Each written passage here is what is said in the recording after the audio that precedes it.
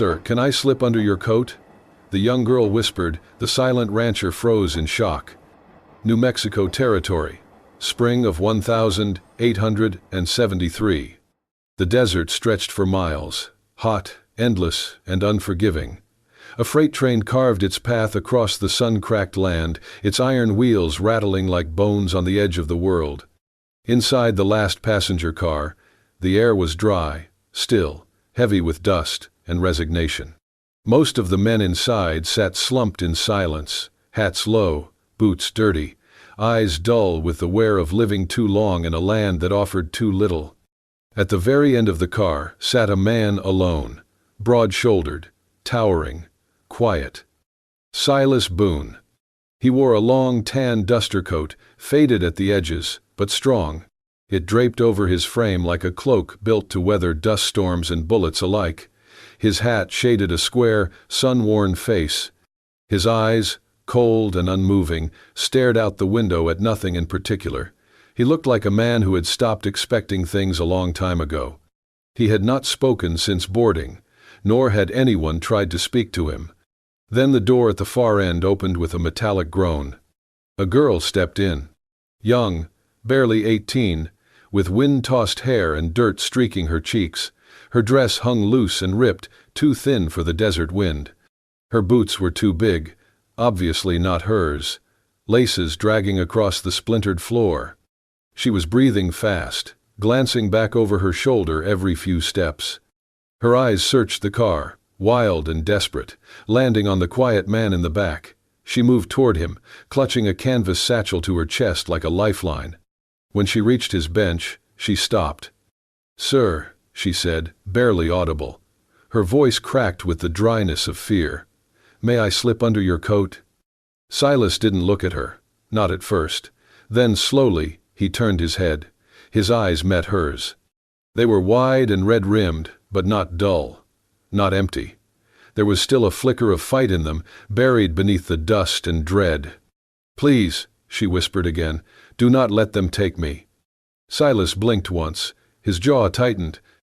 Then, in one quiet motion, he shifted his broad frame and lifted the edge of his coat. She slid in beside him, shaking. Her body curled in under the heavy fabric. Her shoulder brushed his ribs. He said nothing. Her breathing slowed just enough to match the rhythm of the train. Her eyes closed. Her satchel rested in her lap. Her hands trembled. Silas kept staring forward, his expression unchanged. The train swayed gently on the rails. Outside, the sun dipped lower behind the buttes, casting golden light through the dusty glass. Then, the faint sound of boots, several pairs, heavy, purposeful, growing louder, drawing near. Somewhere down the corridor of the train car, a door slammed open, and footsteps echoed closer. The footsteps drew closer, boots clapped against wood, hard, heavy, hurried. Ellie's breath caught in her throat. She pressed tighter into Silas's side, buried beneath his coat like a fox hiding from hounds. Her whisper came out broken. "Please, don't let them take me. I'm begging you." Silas didn't answer, but he shifted. Just slightly, enough to lean in, his wide coat folding in closer around her. He didn't look at her. He didn't ask a single question. But the motion said what no words could. "You're under my shadow now." The door creaked. The boots entered. 3 men, one tall and sunburned, another thick-shouldered with gambler's rings on every finger. The third had a scar like a knife mark splitting his chin. They moved slowly, scanning faces, eyes hard, hungry. One sniffed the air like a bloodhound. Ellie's fingernails dug into her satchel. Her body trembled, her mouth pressed shut to keep from whimpering. One man turned, looked directly toward the back row. Straight at Silas. His gaze lingered. Silas stared back, unmoving, his expression carved in stone. No flicker, no fear. The man blinked, uncertain, then turned away. They moved on. The tension in Ellie's chest loosened, just slightly, until the train jolted. A gust of desert wind hit the windows, and with it came a voice from outside, muffled but sharp. "She's on this train, keep looking." One of the men doubled back, his hand reached toward the back bench. Silas moved first. Without warning he stood, his frame towering, coat flaring like a storm cloud, and gripped Ellie's wrist. "Hold tight," he said. He yanked her up and bolted toward the back of the car. The last door, the emergency hatch. "What the— Hey!" one of the men shouted. Silas kicked the latch. The door burst open, wind howling through the narrow gap. Ellie gasped. Her boots skidded on the threshold. "Jump," he said. Before she could scream, he jumped first, pulling her with him. They hit the earth hard, tumbling into sand and dry brush. The world spun. Ellie felt the skin tear on her elbow. Stones bit into her knee. Silas rolled to his feet and pulled her up without a word. The train thundered away behind them, wheels screaming into the horizon. Then came the shouts. They jumped. Over the ridge. Silas took Ellie's hand and ran. They moved through brittle weeds and sharp stone, uphill toward a dry ravine. The sun had dipped lower, casting long streaks of firelight across the land. Ellie tripped. Silas didn't stop. He just reached back, yanked her upright, and kept going. They reached the edge of a low canyon, and Silas yanked her behind a ridge of jagged red rock. He crouched, pulled a knife from his boot, and slashed a length of rope from his belt. Then he grabbed a fistful of dry grass, twisting it with sharp, practiced fingers. "What are you doing?" Ellie gasped, crouching beside him. He didn't look up. "Making smoke." He tied the rope to a scrub branch, lit the grass with his flint, and shoved it beneath a pile of dry brush. Smoke rose fast, white and thick, curling around the rocks like desert mist. "Back this way." He pulled her low through the brush, weaving around boulders until they dropped into a narrow, dry creek bed. Behind them, voices cursed, coughed, confused. "The hell's that smoke?" "Which way'd they go?" Ellie followed blindly, lungs burning. Her legs screamed for rest, but she didn't dare stop. Finally, after what felt like hours, the shouting faded. Silas slowed. The world was quiet again, just wind, dusk, and the soft sound of her ragged breath. She collapsed to her knees. "I can't." "You can." He looked down at her, not unkindly. Then he offered a hand. She took it. They walked again, slower now, over one more ridge, through one last stretch of stubborn sage. And then, light. A single lantern flickered from the porch of a crooked house nestled in a shallow valley. The fences were bent, but standing. The barn had holes, but the roof held. Chickens wandered in the yard. A rusted bell hung from a post. Ellie blinked. "Is this?" Silas nodded. "My place." He led her across the yard, past a limping goat, toward the front steps. "You'll be safe here," he said simply. Then he opened the door. The morning arrived with a hush. Sunlight dripped through the branches of the old oak by the porch, casting a net of golden light across the yard. The wind stirred slowly, warm against the weathered wood of the ranch house. Ellie stepped outside barefoot, the hem of her dress brushing over the earth. The air smelled of hay, eggshell, and morning stillness. She didn't know if she was supposed to help, but her hands needed something to do. She started with the porch, sweeping dust and leaves into a quiet pile, then to the edge of the barn, where she stacked kindling without being asked. Her fingers moved by instinct, her eyes scanning everything as if trying to memorize the shape of safety. A soft creak broke the silence. Tom peeked out, no taller than the saddle he was supposed to fetch, 6 years old, wild blonde hair, and a permanent streak of dirt on his cheek. He blinked at her. "You ain't a ghost," he said. Ellie smiled. "Not today." "You're new." "Looks like it. I was new once too, then I stayed." He stepped out, dragging a coiled lead rope behind him. "Mr. Boone lets me live here. He's not my pa or anything. He just found me in town when I didn't have nowhere to go." She crouched down to his height. "He take good care of you?" "Yep. Better than the sheriff ever did. And he taught me how to whistle with grass." He handed her a blade of tall grass and showed her, though his whistle came out more like a breathy squeak. They spent the next hour in the yard. Tom showed her how to collect eggs without getting pecked. Ellie showed him how to braid a rope. When a hen fluttered out of the coop and startled them both, they laughed until their sides hurt. Later, Ellie carried a small basket of vegetables back to the kitchen. She rinsed them in a basin, sleeves rolled up, arms dusted with flour and dirt. Her body moved on muscle memory.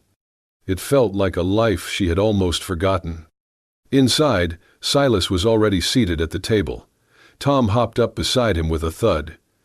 Ellie paused at the doorway, unsure whether to sit. Silas nodded once toward the empty chair, so she took it. Breakfast was simple: warm oats, a slice of dry cornbread, black coffee. Ellie noticed the details: the spoon set neatly at her side, the napkin folded without creases. She whispered, "Thank you for yesterday." Silas didn't look at her. "You needed help. That's not always enough reason for people to give it." He didn't answer. They ate in silence, the kind that wasn't cold, just careful. Tom hummed while kicking his heels against the chair leg. After breakfast, Silas went out back. Tom followed, dragging a wooden stick and declaring it a sword. Ellie stayed behind to clear the dishes. As she rinsed a bowl, her voice slipped into the quiet. "I'm 18, she said. Her back was to the room, but she knew she wasn't alone. "Not that it means much. My father always said I was just old enough to be useful." She paused. Her hands stayed underwater. "He drank most days, gambled the rest. Lost more than money. He lost whatever kindness he had left." A plate clinked gently in the tin sink. "When the debts stacked too high, he traded me to a saloon man. Called it marriage, but it wasn't. Man was twice my age, maybe more. Always smelled like blood and whiskey." She swallowed. "The night before, I took the ring, a few coins. I ran."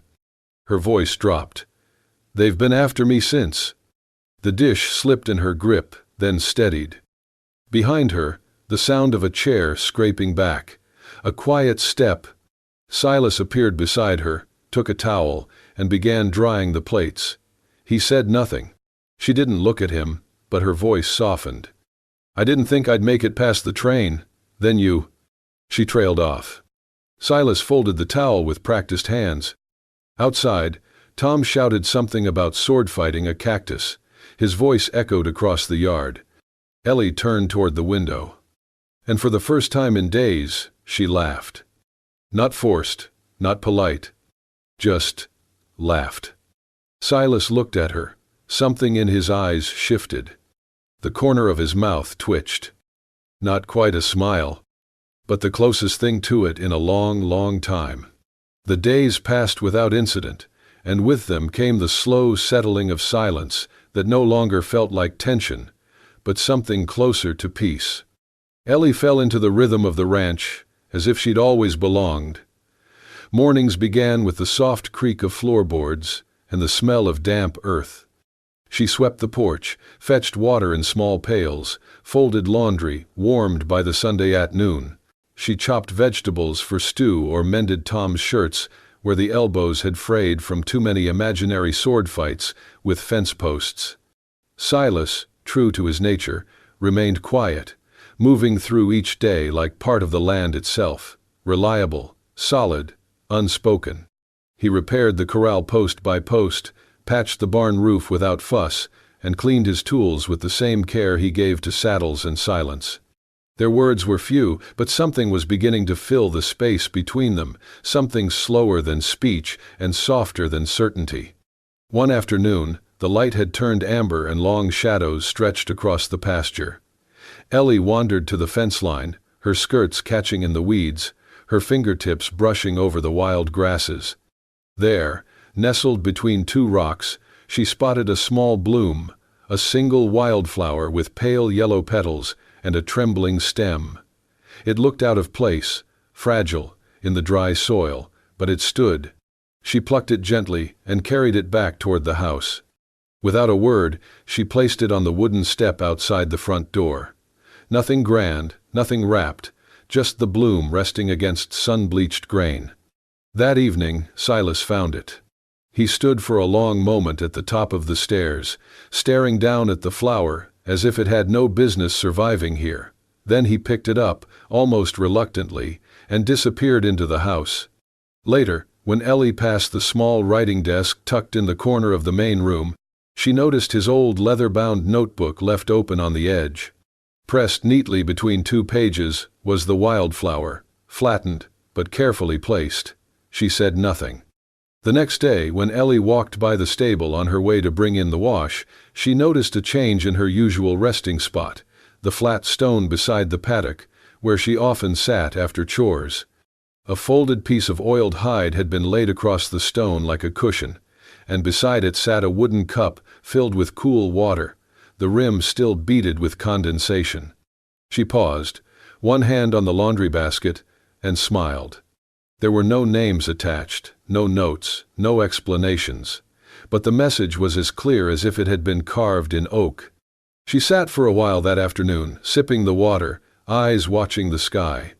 That evening, as dusk crept across the porch and the scent of stew filled the kitchen, Ellie finished sewing the patch on Tom's shirt while Silas quietly rehinged the gate that had been sagging all week. At dinner, without fanfare, Silas reached for the pot and ladled soup into her bowl first. Tom didn't notice, busy recounting how he had seen a hawk, the size of a bear, in the field. But Ellie did. She didn't speak of it, but the gesture curled warm inside her chest. Later that night, the wind picked up suddenly, rustling the shutters and whispering through the cracks in the cabin walls. Ellie, already in her room, heard footsteps outside her window. She peeked through the curtain. Silas was standing on the back stoop, securing the window latch with a length of rope. He tied it off with a neat knot, tugged it twice to check, and walked away. He never knocked, never said a word. Ellie returned to her bed, pulled the thin blanket tighter, and let the wind slide past her without worry. Lying in the dark, her thoughts drifted. He doesn't speak much, she thought, but everything he does feels like a sentence he never got to say out loud. And maybe, just maybe, she was beginning to understand the language. The morning began like any other. Sunlight crept over the ridge, lighting the edge of the fence posts in gold. Ellie was hanging laundry behind the house, the sleeves of Tom's shirts dancing in the breeze. She hummed softly, a tune she could no longer name, while Tom chased a butterfly through the grass, laughing and stumbling over his own feet. Silas was by the well, repairing a broken pulley. His sleeves were rolled up, forearms streaked with dirt and sweat. Ellie glanced over her shoulder, about to call out. Then she froze. A plume of dust was rising beyond the hills, not the kind stirred by cattle or breeze. It was fast, low, deliberate. Smoke. And beneath it, figures on horseback. 3 of them. As they crested the hill, the world seemed to narrow. Ellie's blood turned cold. Her body moved before her mind caught up. "Silas!" she shouted, voice sharp. He stood and followed her gaze. The riders were closing in. It only took a heartbeat for him to understand. He dropped the rope, crossed the yard in wide strides, and grabbed Ellie by the wrist. "Get inside, take Tom." But Tom was already running toward them, confused. "Who's that? Are they friends?" "No," Ellie said, scooping him into her arms. "No, baby. Inside." They barely made it through the door before the first man reached the porch. The second wasn't far behind. The third dismounted near the barn and disappeared from view. The house shook as the door slammed shut. Silas pushed a cabinet in front of it and reached for the rifle leaning by the wall. "You remember what I taught you?" he said to Ellie, eyes locked. She nodded, swallowing hard. "Stay low, stay calm." The door burst open. Wood splintered. One of the men, burly, sweat-soaked, eyes red with rage, charged in. Silas didn't hesitate. He drove his shoulder into the man's gut, sending him crashing into the table. Ellie grabbed Tom and ducked behind the stove, shielding the boy with her body. The second man kicked in the back entrance. He grabbed at Ellie's skirt, snarling, but she flung a pot at his head, catching him square in the jaw. Silas turned, landing a punch that sent the attacker staggering into the wall. The house rang with noise, grunts, wood cracking, glass shattering. Then, a scream. Not Ellie. Tom. The third man had crept in through the barn, circled around, and now stood in the kitchen doorway. His arm was wrapped around Tom's tiny chest, the blade of a hunting knife pressed against the boy's throat. Everything stopped. "Step back," the man growled. "Drop it, or I'll spill the brat like a pig." Silas froze. Ellie's breath caught. Tom's eyes were wide, brimming with silent tears. Silas raised his hands slowly, the rifle slipping from his grip. "Don't hurt him," he said. "You don't want to do that." The man sneered. "I want the girl. She's got something that ain't hers, and I'm gonna take it back. You'll get nothing if you touch the boy." The man's grin widened. "Then be a good hero, cowboy. Come take him back." Silas took a step forward, slow, deliberate. His voice softened. "Let him go. You're not leaving here if you don't." The man spat. "Neither are you." And just as Silas reached the edge of the table, hands still raised, the third man swung the butt of his knife hard. Crack. The blow landed square at Silas's temple. He dropped like a felled tree, hitting the floor with a sickening thud. Ellie screamed. Tom cried out. The knife dropped. Silas didn't move. His body lay still beside the hearth, blood beginning to pool beneath his cheek. The sound of Silas's body hitting the floor seemed to split the air in two. Ellie's scream tore through the room, raw and helpless. Tom kicked and squirmed in the outlaw's grip, his small hands clawing against the man's arm, but the knife was already raised again. Ellie's eyes darted frantically across the kitchen. Her heart hammered in her chest, each beat louder than the last, until her gaze landed on the old hunting rifle propped by the fireplace. She moved before she thought. Her hands shook violently as she seized it, the weight nearly toppling her. The stock was worn smooth, the barrel cold. Her knees buckled, but she planted her feet. She could hear her own breath rasping, hear the outlaw's curse as he turned toward her. "Put that down, girl," he snarled. "Or the boy dies first." Ellie's lips trembled, but her voice came out steady enough to surprise even herself. "Let him go, now." The door behind her creaked, and suddenly another presence filled the room. Old Raoul, the ranch hand who had worked these fields since before Silas was grown, stepped inside with a shotgun cradled in his arms. His hair was gray and thin, his shoulders stooped, but his eyes burned like embers. "Best do as she says," Raoul growled. The room tensed, a taut string about to snap. Ellie raised the rifle higher, though her arms quivered beneath the strain. Her finger brushed the trigger. The outlaw holding Tom sneered. "You wouldn't dare." Ellie swallowed, the barrel swaying. "Try me." For a heartbeat, no one moved. Then Raoul lifted his shotgun to the ceiling and fired. The explosion shook the rafters, dust cascading from the beams. The thunder of it rattled the dishes, and the outlaws flinched instinctively, eyes darting. "Next one ain't for the roof," Raoul barked. Ellie drew in a ragged breath, braced the rifle against her shoulder, and pulled the trigger. The shot cracked, deafening. The bullet grazed the outlaw's shoulder, tearing fabric and skin. He howled, dropping Tom in shock. Tom scrambled across the floor and clung to Raoul's leg, sobbing. Ellie staggered back from the recoil, her arms burning, but she didn't drop the weapon. Her chest rose and fell with desperate fury, tears streaking her dust-smeared cheeks. She kept the barrel leveled, even as her body shook. The outlaws glanced at each other, the sudden certainty in their eyes beginning to falter. One of them cursed, clutching the bleeding man by the arm.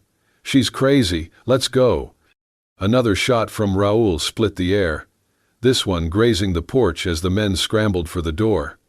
They stumbled into the yard, dragging their wounded comrade with them, spitting curses over their shoulders but not daring to come back. The sound of hooves pounded into the distance. And then, silence. Ellie's grip slackened. The rifle slipped from her hands and clattered onto the floorboards. She collapsed to her knees beside Silas, whose still form lay sprawled on the kitchen planks, blood dark against the wood. "Silas," she whispered, shaking his shoulder. "Please, wake up, please." No answer. Her tears dropped onto his shirt as her hands fumbled against his cheek, his chest, searching for any sign. "Don't you leave me," she begged, voice cracking. "You don't get to leave me after everything. Do you hear me?" A faint groan stirred from his throat. His body shifted, only barely, but it was enough. Ellie gasped with relief, clutching his hand in both of hers. Her heart thudded so wildly it drowned out the ringing in her ears. She pressed her forehead to his, whispering broken prayers and promises all at once. Tom sobbed into Raoul's coat, the old man rubbing his back with trembling hands. And Ellie, for the first time since she had run from the world, realized she wasn't running anymore. She was standing. Frightened, yes, her whole body shook with it, but still standing, because someone she loved had fallen, and she had lifted the gun. The ranch fell into a hush after the chaos. The broken door was patched with rough boards. The yard still bore the marks of hooves and scuffle, but inside the house the world had narrowed to a single room, a single bed, and the man who lay within it. Silas had not stirred much since the blow to his head. His breaths came slow, shallow at times, and Ellie counted each one as if the next might not come. She stayed by his side. She changed the damp cloth on his brow whenever it cooled. She coaxed water past his lips with a steady hand, her voice soft with words he could not quite hear. When Raoul brought broth from the stove, she lifted the spoon carefully, pressing it to his mouth, whispering encouragement until he swallowed. Tom sat on the floor nearby, drawing with charcoal on scraps of paper, glancing up now and then with worried eyes. Ellie would smile at him, though her own face was pale from sleepless nights. Days passed this way, measured not by the sun or chores but by small victories, the twitch of a hand, a faint murmur, the flicker of his eyelids. One evening, when the lantern burned low, Ellie sat reading aloud from a tattered book Raoul had found in the cupboard. Her voice was uneven but gentle, wrapping the quiet room in warmth. She finished a passage, looked up, and found Silas watching her. His gaze was heavy, clouded with pain, yet steady. "You're awake," she breathed, the words breaking into a smile. He didn't answer at first, only let his eyes follow her as she set the book aside and leaned closer. She brushed the hair back from his forehead, her fingers trembling. "You gave me quite a fright," she whispered. His lips moved, the sound faint, rough, like gravel. "Still here?" She laughed through the tears she hadn't realized were falling. "Yes, still here."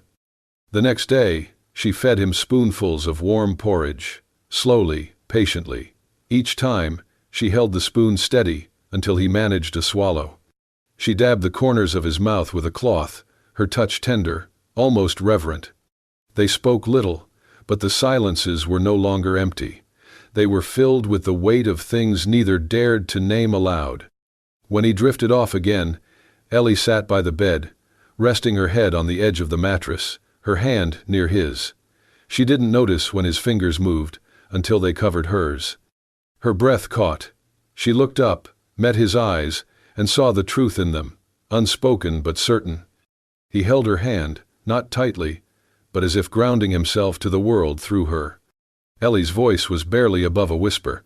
"I'm not afraid anymore, not since I met you." Silas closed his eyes, but his hand tightened just enough to answer. Tears welled in her eyes, but they were not only from fear or exhaustion, they were from the quiet bloom of something she had not thought possible again, hope, fragile and fierce.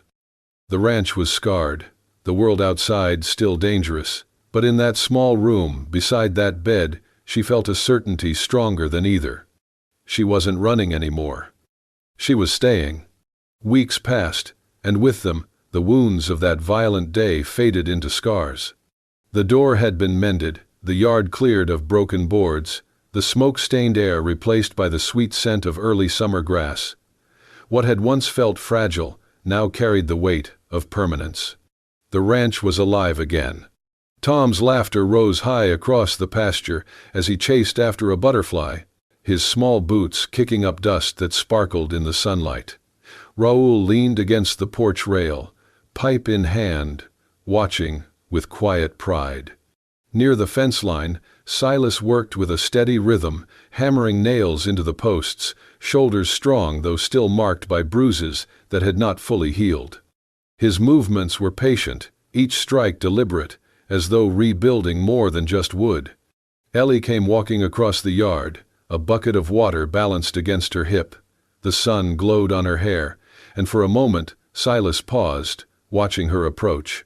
She smiled faintly, set the bucket down, and handed him the dipper without a word. He drank, handed it back, and their hands lingered together for the briefest second before parting. It was not the grand gestures that defined their days now, but the repetition of small ones, chores shared, meals cooked side by side, laughter echoing off the walls of a once quiet home. These simple acts, once carried out in solitude, now stitched themselves into the fabric of something new. Later, as the sun melted low across the horizon, they stood together on the porch. Tom was still running circles in the field, his voice carrying like a song. Raoul had gone inside, leaving the two of them in the hushed glow of dusk. Ellie rested her hand lightly against Silas's arm. Her voice came soft, almost shy, yet certain. "At first," she whispered, "I only asked to hide beneath your coat." He turned toward her, the fading light brushing his face, eyes steady and searching. "But now," she continued, her gaze holding his, "I only want to stand beside you, through sun and rain, for the rest of my life." For a long moment, there was no sound but the wind, moving through the grass. Silas's hand rose, rough palm brushing over hers. He didn't speak, but his grip tightened, and in that silence the promise was made. Together, they stepped down into the yard, walking until they reached the edge of the pasture where the wildflowers grew in a sweep of gold and white. They stood side by side, looking out over the field as the evening light spread across it like a blessing. The world was still vast, still harsh beyond the fence, but here, among the blooms and the laughter of a child, their hearts were free. And as the sun sank into the horizon, painting the sky with fire and gold, it felt less like an ending, and more like the beginning of a promise kept.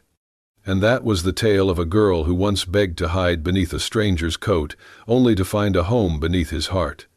From fear to courage, from loneliness to love, Ellie and Silas showed us that even in the harshest land, hope can take root like a wildflower and grow into something unbreakable.